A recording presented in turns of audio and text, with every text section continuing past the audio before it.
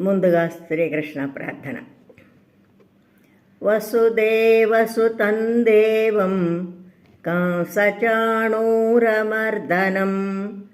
దేవకీ పరమానందం కృష్ణం వందే జగద్గురుం. శ్రీకృష్ణం వందే జగద్గురుం. ఇప్పుడు మనము శ్రీమద్భగవద్గీత 3వ అధ్యాయం కర్మయోగం నుండి 36వ శ్లోకం నేర్చుకుందాం. Now we will learn Srimad Bhagavad Gita chapter 3 Karmayoga 36th శ్లోకం. అర్జున ఉవాచ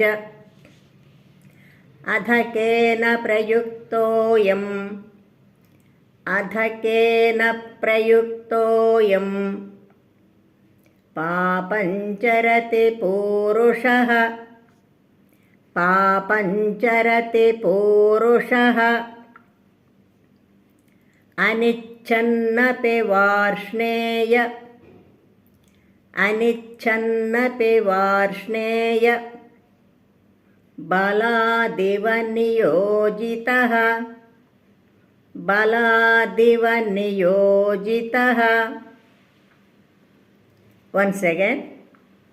అర్జున ఉవాచ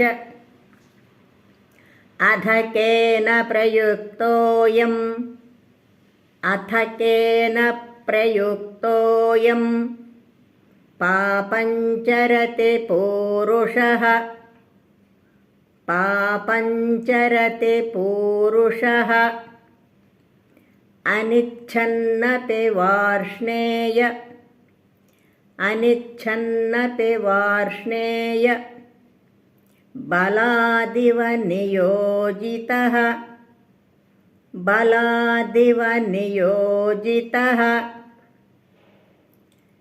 now full line.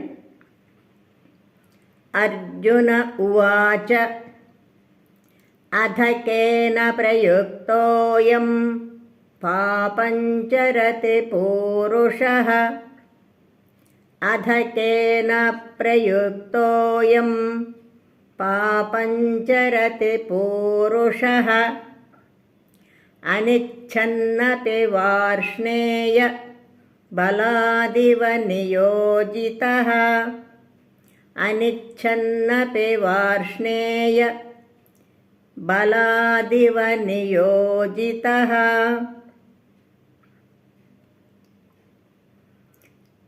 Now full shloka. Arjuna ఉవాచ అథ కేన ప్రయుక్తోయం పాపంచరతి పూరుషః అనిచ్ఛన్నపి వార్ష్ణేయ బలాదివ నియోజితః. Once again. అర్జున ఉవాచ అథ కేన ప్రయుక్తోయం పాపంచరతి పూరుషః అనిచ్ఛన్నపి వార్ష్ణేయ బలాదివ నియోజితః.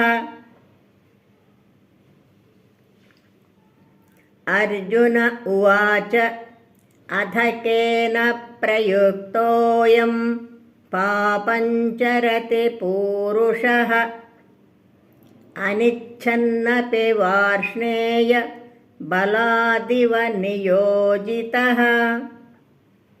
జై శ్రీకృష్ణ. శ్రద్ధగా నేర్చుకొని రోజు పాడుకుందాం. Let's learn diligently and sing daily. జై శ్రీకృష్ణ.